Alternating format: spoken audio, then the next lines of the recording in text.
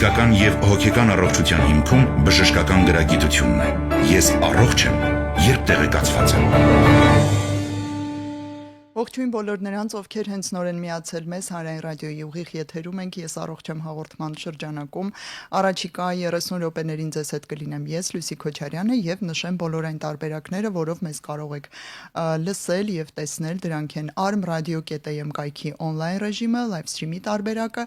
տեսագրություն, ձայնագրությունները տեղադրվում են այս նույն կայքում, ես առողջ եմ բաժնում, եթե բաց եք թողնում ուղիղ եթերը, ապա կարող եք ձեզ հետաքրքրող բոլոր թեմաները ես առողջ եմ հաղորդաշարի իհարկե գտնել այստեղ եւ լրացնել բաց թողումը։ Հրավիրում եմ նաեւ Facebook-յան հարթակ Հայատար գրված Հայաստանի Հանրային ռադիո Facebook-յան էջ, որտեղ մեզ կարող եք կրկին տեսնել live stream-ի տարբերակով եւ մեկնաբանություններում թողնել հարցեր, դիտարկումներ, եթե ունեք այդպիսիք, ես հետևում եմ այս բոլոր հարցերին, նամակներին, հետաքրքիրները, կարևորները կուղեմ մեր այսօրվա հյուրերին, ներկայացնեմ թե ում հետ ենք զրուցելու։ Ֆանարջյանի անվան ուռուցքաբանության ազգային կենտրոնի մասնագետներ, կրծքավանդակային վիրաբուժության եւ ինտերվենցիոն թոքաբանության բաժանմունքի բժիշկ ուռուցքաբան Սարիկ Մելքոնյան, ողջույն բժիշկ։ Բարև ձեզ։ Եվ դեղորայքային ուռուցքաբանության բաժանմունքի բժիշկ քիմիաթերապևտ Կարինե Սողոմոնյան, ողջույն։ Ողջույն։ Շնորհակալություն թեմայի առաջարկի համար։ Նոյեմբերը թոքի քաղցկեղի իրազեկման ամիսն է եւ մենք ավանդաբար պահը եւ առիթը բաց չենք թողնում եւս մեկ անգամ խոսելու այս տեսակի քաղցկեղի վերաբերյալ, որովհետեւ կան որոշ առանձնահատկություններ, կան գիտելիքներ, որոնք կարծում եմ ես հանրության ամենալայն շերտերը պետք է իմանան, տիրապետեն դրանց զգուշ եւ սթափ լինելու համար, կա այստեղ վաղ ախտորոշման խնդիր, դիմելիության խնդիր եւ այլն, այսօր ձեր շնորհիվ փորձենք այս ամեն ինչը լուսաբանել մեր հանրության համար եւ այսպես ինչ է կարծում ինչու է թոքի քաղցկեղի մասին իրազեկումը այսքան կարեւոր ինչու է հատուկ օր հատկացվել օր եմ ասում ինչ օր մի ամբողջ ամիս հատկացվել սրա իրազեկման վերաբերյալ կարող եք երկուստ էլ արտահայտվել հասկանանք ինչու է այսքան կարեւոր Առհասարակ թոքի քաղցկեղի մասին ինֆորմացվածությունը շատ չէ, մարդիկ տեղեկացված չեն եւ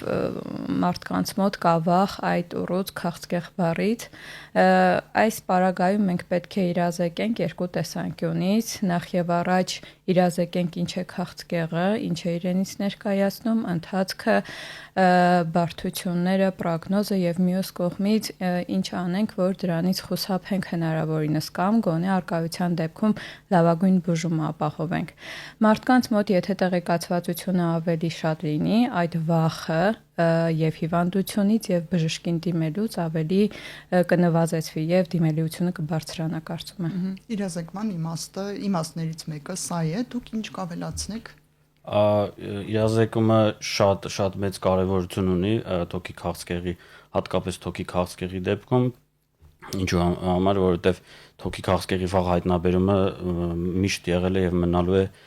դժվարին խնդիրներից,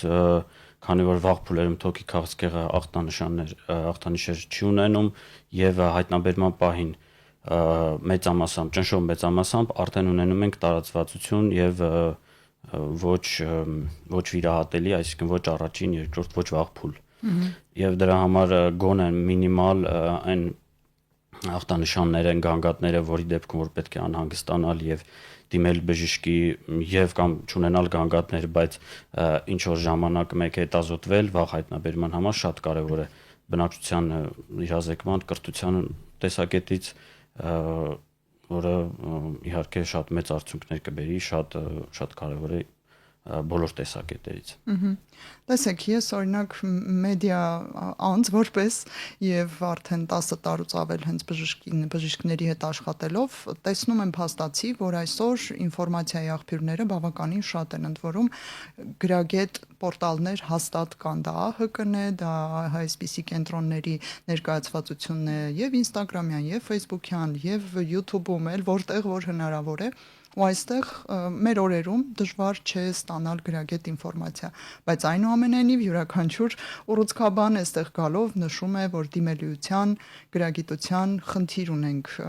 Դուք ինչ կասեք, այսօր դիմելիությունը ինչ վիճակի է։ ուշադիր են, դիմում են, նախապես փորձում են կանխարգելիչ քայլեր ձեռնարկել, թե ոչ։ Դիմելիությունը ասել թե բարձրացել է սուտ կլինի,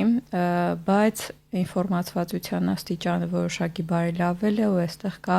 նաև մեկ ավելի կարևոր հանգամանք, որ կա պայքար, մշակվող պայքար ծխելու դեմ։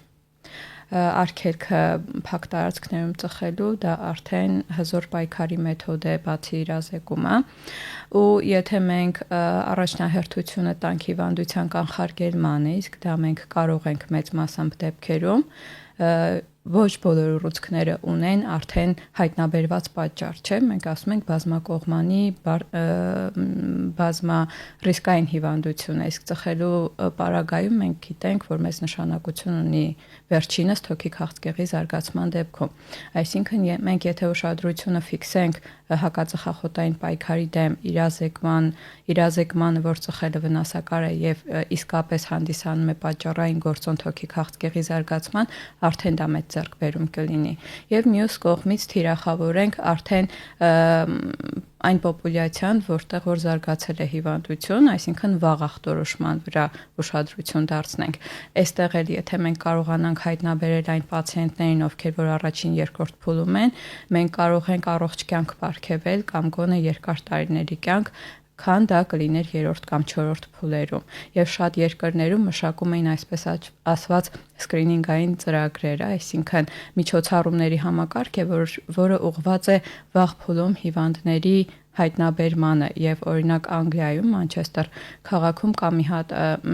մեծ ծրագիր սկրինինգային, որտեղ որ գործում է ցածր դոզայով կատեի սարքի եւ ֆլուորոգրաֆիայի միջոցով բարձր ռիսկի խմբերում տարական հանրային տարածքներում, որտեղ տեսնում են խմբակային ծխող մարդկանց կանգնում են ֆլուորոգրաֆիային անում, հետազոտում են եւ եթե տեսնում են կասկածելի գոյացություններ կամ հանգուցիքներ թոքերում, տանում են ավելի մանրամասն հետազոտության։ Սկրինինգային ծրագիր դեռ ամբողջ աշխարհում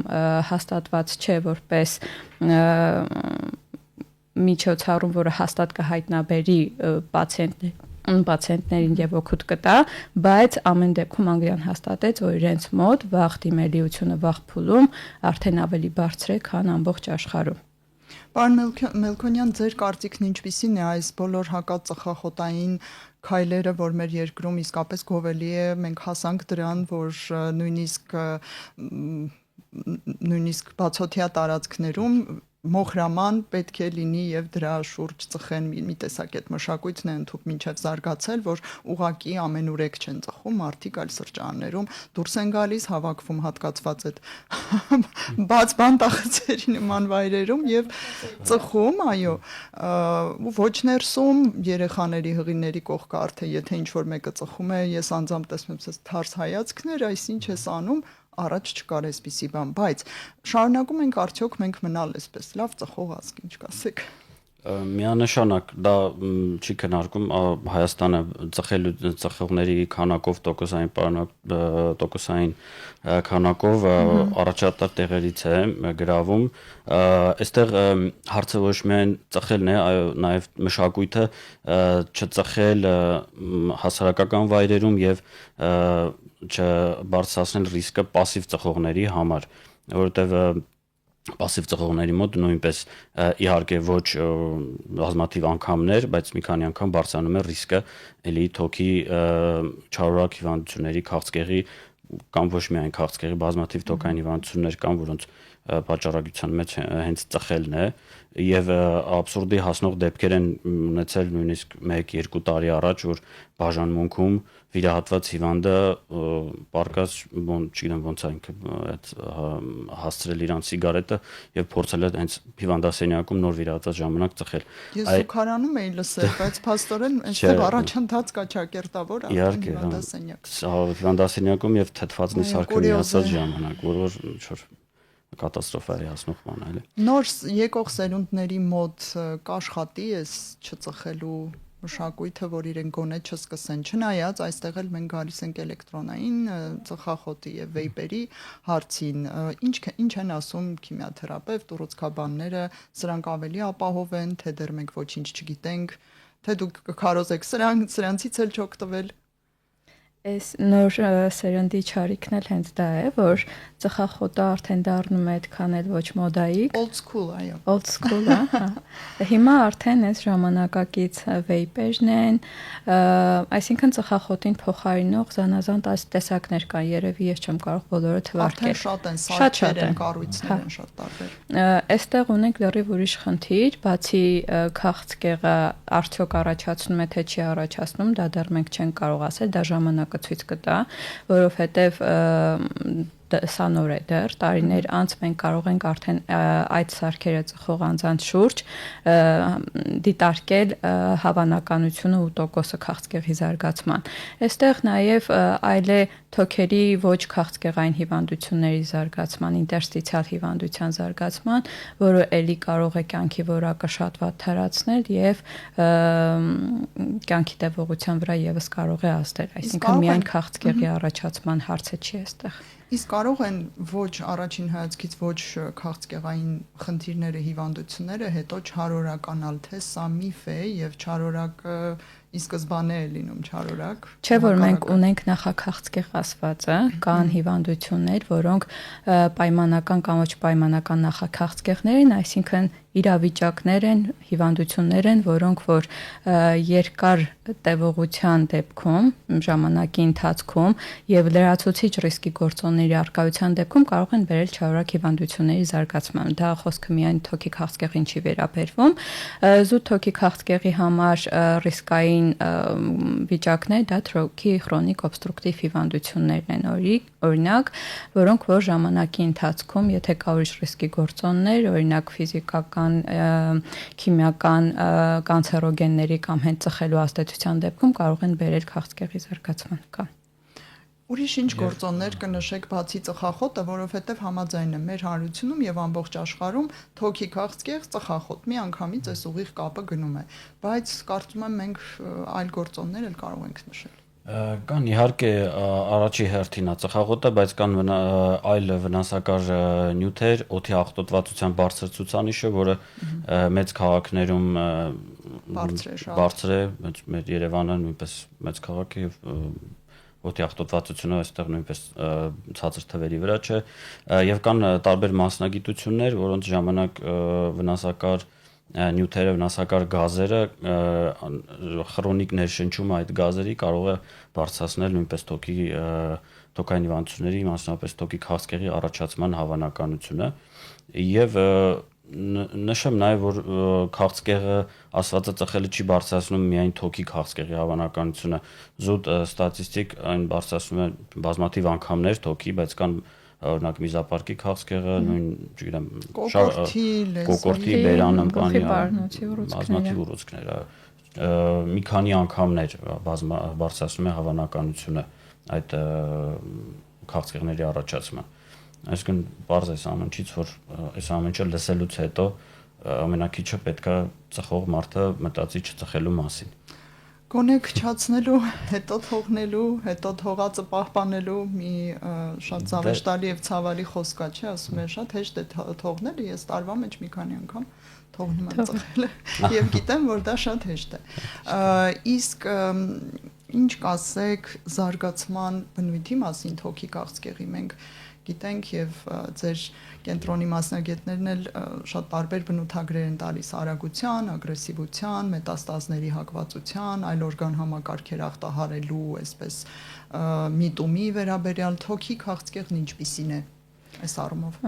Դա մի ամբողջ գիտություն է։ Թոքի քաղցկեղը պացիենտների համար չարորակ ուռուցք է, մեզ համար բազմաթիվ հյուսվածաբանական տեսակներ, այսինքն թոքի քաղցկեղ ասվածը իրենից ենթադրում է մի քանի տեսակի ուռուցքային գոյացություններ, բոլորն էլ չարորակ են, սակայն յուրաքանչյուրը ունի իր հատկանիշաններ, իր կառուցվածքը, իր պրոգնոզը, ակնկալիքները, իր չարորակության աստիճանը, համապատասխան նաև հնարավոր ժամանակում մեծանալու եւ տարածվելու ինտենսիվությունը, մետաստազավորելու ինտենսիվությունը։ Ոստի երբ որ մենք կասկածում ենք հիմնականում ռադիոլոգիական հետազոտություններով, կատե հետազոտությամբ կամ ռենտգեն հետազոտությամբ հայտնաբերում ենք գոյացություն, որը բարձր հավանականությամբ կարող է լինել քաղցկեղ, անպայման դիմում ենք բիոպսիայի եւ միայն բիոպսիան է թույլ տալիս հատուկ հյուսվածաբանական, այսպես կոչված իմունոհիստոքիմիական մեթոդներով դա բարդ հետազոտություններ են, որոնք մեզ տալիս են այդ քաղցկեղի կոնկրետ տարատեսակը եւ իմանալով կոնկրետ տարատեսակը հիվանդության փուլը, տարածվածությունը, մենք կարողանում ենք պացիենտի համար մշակել լավագույն բուժումը։ Որ օրգան համակարգերն են առաջին, այսպես թիրախի տակ, եթե մենք ունենք վտանգավոր տեսակ թոքի քաղցկեղի։ Ինչն է այսպես հաջորդ թիվ առաջինը ստուգվում, եթե կարելի այսպես ասել։ Թոքի քաղցկեղի կրկին մետաստազավորումը էլի կախված է հյուսվածաբանական տարատեսակից, բայց հիմնականում տուժում են գլխուղեղը, ցավոք, լյարդը, մակերի կամները, որոշ դեպքերում ոսկրերը, ավելի քիչ հավանականությամբ այլ օրգանները։ Եվ չիմանալով չեն կարող գուշակել, որ օրգանը կարող է ախտահարված լինել, ուստի հետազոտում է պացիենտը պոլիօրգան հետազոտությամբ գլուխ, կրծքավանդակ, որովային կոնք կատե հետազոտությունը, որոշ դեպքերում նաև պետ կատե հետազոտությունը թույլ են տալիս մեզ իմանալ պացիենտը այդ 4 փուլերից որ մեկում է։ Կարող ենք նշել, որ ՀՏ-ն նույնինք կատեն, համակարգչային տոմոգրաֆիան կամ շերտագրումը, հարգելի ունկնդիրներ, այս բառերով էլ կարող եք հանդիպել, ոսկե ստանդարտ է թոքի քաղցկեղի ախտորոշման, թե այստեղ ուրիշ գործիքային հետազոտություններ էլ կնշեք, եւ բիոպսիան էլ, ինչպես հասկանում եք, պարտադիր ստանդարտ է։ Ոսկե ստանդարտը այո, համակարգչային շերտագրությունը, բայց ոչ թե ճշգրիտ ախտորոշման, այլ ուռուցքի կասկածել հայտնաբերման համար, այո։ Եվ այստեղ ամբողջական պատկերը բուժումը սկսելուց առաջ բազմաթիվ հետազոտություններ կան, ուռուցքը վիրահատելի է, վիրահատելի չէ, փուլը առաջինից 4-րդ եւ կատարանջատում առաջին A, B, երկրորդ այդպես շարունակ բոլորը բջջաբանական տեսակից կախված, փուլից կախված մետաստազի նաև որ օրգանն է մետաստազավորված, որ օրգանն է ախտահարված, շատ կարևոր է դա փոխում է բուժման տակտիկան։ Օրինակ կարող է լինել մետաստազը գլխուղեղում եւ բուժումը սկսվի գլխուղեղից ընդհանուր մինչև վիրահատություն, վիրահատական հեռացում գլխուղեղի ուռուցքի հետո նոր մնացած օրգանները եւ կամ, չգիտեմ, ճառագայթային բուժում, դեղորայքային բուժում, այսինքն շատ կարևոր է ախտորոշումը ճշգրիտ եւ ամբողջ ծավալով հստակ փուլավորումը դնելու համար։ Այդ դուք բազմաթիվ գործոններ նշեցիք եւ տարբեր ուղղությամբ դիտարկումներ թվեցիք, ով է անում այս ամենը, կարող ենք մենք այդ անձնակազմը, բուժ անձնակազմը պատկերացնել, քանի հոգի, ինչ նեղ մասնագետներ են մասնակցում, դե դուք բարձեք քիմիաթերապևտ եւ ուռուցքաբան, ուրիշ Շատ հետաքրքիր է ուռուցքաբանություն մասնագիտությունը դրանով, որովհետեւ կա ուռուցքաբան կոչում։ Այ ուռուցքաբանը կարող է լինել վիրաբույժ, կարող է լինել ճառագայթային ուռուցքաբան եւ դեղորայքային ուռուցքաբան։ Եվ բոլորը գործում են միասնական ընկերական։ Ինչու՞։ Ամբողջ աշխարհում այդ մուլտիդիսցիպլինար, այսինքն բազմակողմանի մոտեցումն է ճիշտ, երբ որ հենց այդպես էլ կոչվում է tumor board սեղան, որի շուրջ հավաքված է ուռուցքաբանը, դեղորայքային, վիրաբույժ, ճառագայթային, հյուսվածքաբանը եւ ռադիոլոգը, այսինքն կատե, MRT, պետկատե հետազոտությունների մասնագետը եւ պացիենտը, որը որ հետազոտվել է բավարար չափով, որ կարող է բուժական տակտիկա որոշել, հենց այդ սեղանի շուրջ tumor board-ի սահմաններում քննարկվում է եւ որոշում է բուժման տակտիկա։ Մի այսպիսի մի փոքր պրովոկատիվ հարց, այսքան մեծ կազմով յուրաքանչյուր кейս կոչվածը դա բժշկական մասնագիտական դեպքն է։ Քննարկելիս պատասխանատվությունը չի կորչում։ Եթե ինչ-որ բան, եթե ինչ-որ գանգատ հարազատի կողմից, եթե մի բան այն չգնա, այդքանից ով է պատասխանատու լինելու։ Թե ղեկավար կա միգուցե։ Կա իհարկե։ Չեք անում ներքի խոհանոցը։ Մենք դեղորայքային ուռուցքաբաններից հիմնականում կրում ենք այն կոչումը, որ պացիենտը մինչև իր կյանքի ավարտ մեր հետ է։ Մենք իրենց ուղեկցում ենք եւ բուժման ընթացքում եւ ախտորոշման ընթացքում եւ հսկողության ժամանակ, երբ որ պացիենտը բուժված է արդեն, բայց իրեն պետք է գրագետ հսկողություն։ Մյուս կողմից վիրաբույժ եւ ճառագայթային ուռուցքաբանը լինելով գրագետ, իրենք պացիենտի իրենց դիմելու պարագայում ուշադիր են լինում, հսկում են նույն կերպ։ Սովորաբար պացիենտը սովորում է դեղորայքային ուռուցքաբանին, քանի որ նա ավելի հաճախակի է հանդիպում, ավելի շատ շփում է տալիս եւ էմոցիոնալ եւ բուժական տեսից, հա։ Խնդիր։ Հասկանալի է, հաճախ է լինում, որ քաղցկեղով հիվանդ բուժարուի հարազատների հետ բացատրելու, համոզելու որևէ հետազոտություն կամ վիրահատություն անցնել կամ հակառակը չանել այսինչ բանը խնդիր եք ունենում։ Գիտեք, ինչու եմ հիմա հարցնում, որովհետև ես էլ լսանի այս կողմում գտնվելով հաճախ եմ նմանատիպ գանգատ լսում, որ բժիշկները ոչինչ չեն ասում, որ ապահովագրեն իրենց հետո մեղադրանքներից, այսինքն հարցնում ես ժամկետ, երաշխիք, հետո ինչ է լինելու, որքան է ծառայելու այս հիվանդությունը եւ այլն, եւ նրանք ոչինչ չեն ասում։ Այ ինչու չեք ասում։ Ինչու չեք ասում։ Ես հուսափում եմ, ինչի չենք ասում, այո, որովհետեւ այդ հարցը շատ բոլորը տալիս են, ես անկեղծ ասեմ, 100%-ով մեղն է հարցերի, այո։ Կարելի ասել 100%-ով բոլոր հիվանդները տալիս են, հիվանդի հարազատները տալիս են, որովհետև ընթացքը քաղցկեղով հիվանդի կյանքը շատ անկանխատեսելի է։ Մենք խոսում ենք ընդհանրապես կանխատեսման տեսակետից ստատիստիկայով, այսինքն ձեր փուլում այս բուժումը ստանալու դեպքում միջինում ապրում են 2 տարի ապրում են այսքան տոկոսը մարդկանց, դա կարող ենք ասել, բայց ցանկացած բայի կարող է առաջանալ կտրուկ բարդություն, որից որ ոչ մեկ ապահովագրված չի, ոչ մի պացիենտ եւ դա չի կարող կանխատեսել նաեւ բժիշկը, արվում են կանխարգելիչ միջոցառումներ, թե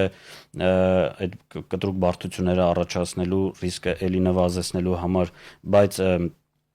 պարզ օրինակ բերեմ, ենթադրենք ստատիստիկան տալիս է կյանք 6 ամսվա, դուք հիվանդին ասում եք, ձեր հիվանդը միջինում ապրելու է 6 ամիս, բայց դա բոլորը չի որ հասկանում են։ Նրանք ընդունում են, որ դա մեր հիվանդը 6 ամսից մահանալու է, բայց հիվանդի ես շատ դեպքեր կան, որ ստատիստիկայից շատ մեծ շեղումներ կան։ 4-րդ փուլով հիվանդը կարող է ապրել տարիներ, որ շատ մեծ շեղում է եւ հակառակը կարող է առաջի փուլով վիրահատությունից հետո կարճ ժամանակ ընթացքում լինի հիվանդության կրկնություն, որ էլի շատ փոքր տոկոս է կազմում։ Դրա համար այդ թվերով խոսելը այստեղ մի քիչ անիմաստ է։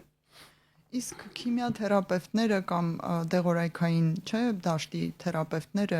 այստեղ ինչ որ ստատիստիկա տալիս են, օրինակ մենք այսքան տոկոսով տարածվածության վրա կազդենք կամ սա կօգնի, որ անպայման վիրահատություն արվի կամ միևնույն է չի օգնի, այսպիսի բաներ ասում եք։ Ընդհանուր մոտեցումը նույնն է, ինչ որ բժիշկը ասեց, բայց այստեղ կարող եմ ես իմ անհատական սուբյեկտիվ վերաբերմունքը որպես բժիշկ ասել, որովհետև չեմ կարող ասել ուրիշները ինչպես են աշխատում, բայց մեծամասամբ նույն կերպ։ Լինելով մարդ, որ պացիենտի հետ մինչև կյանքի վերջ է լինում, ես ինքս նախընտրում եմ հենց սկզբից քիչ-քիչ մի քանի խորհրդատվությունների ժամանակ բացատրել որոշակի անգամ գիտականորեն ու շատերի մոտ անգամ ոչ բժիշկ, ոչ շատ բարձրագույն կրթություն ունեցող մարդիկ, որ իրենց հասանելի խոսակցությամբ բացատրում ես, թե ինչի հետ գործ ունեն, իրենք ավելի հանգիստ են, իրենք ավելի վստահությամբ են գալիս, ավելի սիրով են գալիս եւ անգամ շատ ժամանակ կարիք է լինում գրատախտակի կամ թղթի վրա նկարել, սա այս օրգանն է, ունի այս ֆունկցիան, այստեղի առաջացած ուռուցքը կարող է այսպիսի հետևանքների բերել, այսպես է բուժվում։ Տիրապետելով ինֆորմացիային վախիշեմ նվազում եմ, սկսում են չվախենալ ու ավելի բարձր պատասխանատվությամբ են մոտենում բուժմանը։ Նաև իրատեսական մոտեցում ցուցաբերել խնդրին եւ զարգացմանը ու հասկանալ, որ ոչ մի ուռուցքաբան եւ ընդհանրապես բժիշկ կարծում եմ մաթեմատիկական բանաձևերի եւ ճշգրտության աստիճանի ոչինչ ասել չի կարող, սա կյանք է, բազմագործոն, բազմառիսկ եւ այլն։ Եվ մի հարց ունենք լսանից, որը վերաբերում է տարին 1 թոքերը ՀՏ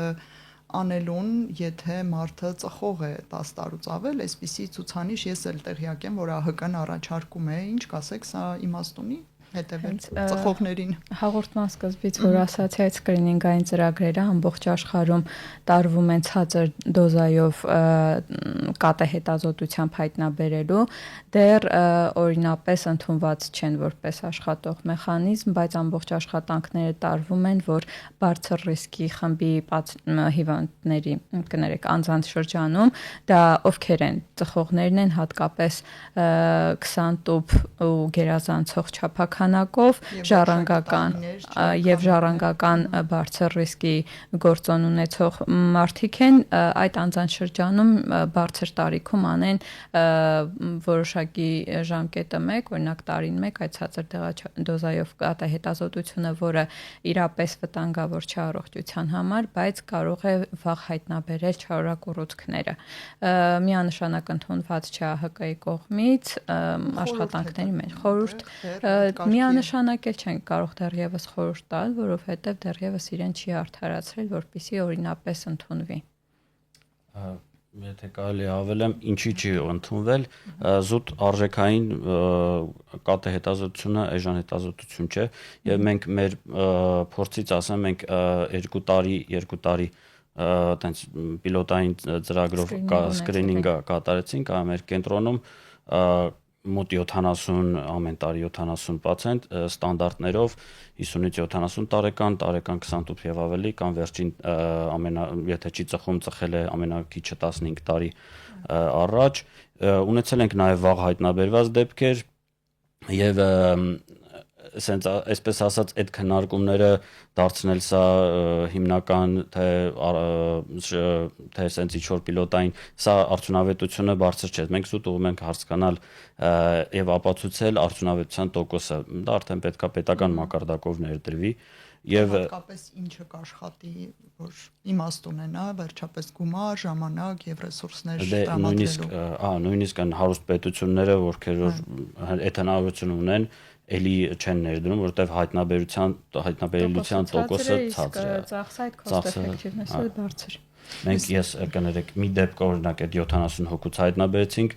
ում խորհուրդ տվեցինք արդեն պոլիօրգան կատե քննություն կոնտրաստով, բիոպսիա, հետո նույնիսկ ասեմ ավելին առաջի փուլ էր, բայց ինչ պատճառներով ես այդ նույն բացատրելու տեսակետից ասեմ մի քանի տեսակետից մի քանի հոգու իր հարազատներին ծանոթ բարեկամ բոլորին բացատրել եմ սիտուացիան, բայց ինքը չգիտես ինչի գնաց 1 տարի հետո ներկայացավ արդեն տարածված փուլում։ Դուք փաստորեն եւ կրթում եք եւ հոգեբանական որոշ գործառույթներ եք իրականացնում։ Եվ երբեմն մերժում եք։ Սոցիալական որոշ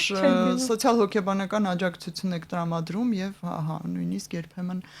մերժվում եք։ Տարիքային հատվածից կարող ենք խոսել մենք թոքի քաղցկեղի հետ կապված, որն է ամենառիսկայինը ըստ տարիքի։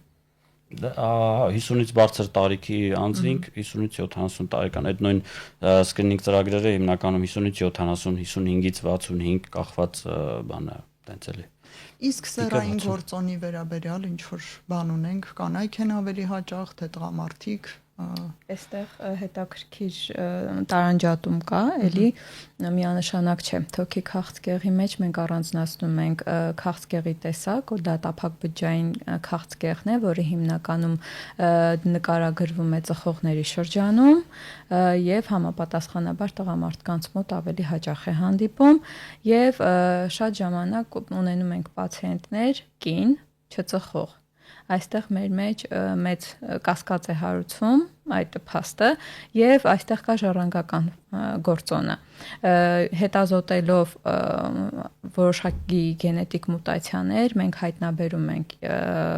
այդ ռիսկի գործոնները պատճառները ու ավելի թիրախային բուժում ենք նշանակում, որը կարող է ավելի երկար ու լավ կյանք ապահովել պացիենտին։ Դրա համար անամնեզ կոչված է, այսինքն պացիենտի տարիքը, սեռը, ծխելու նախնական հարցազրույց կոչված։ Այդ նախնական հարցազրույցը շատ է մեծ օգնում։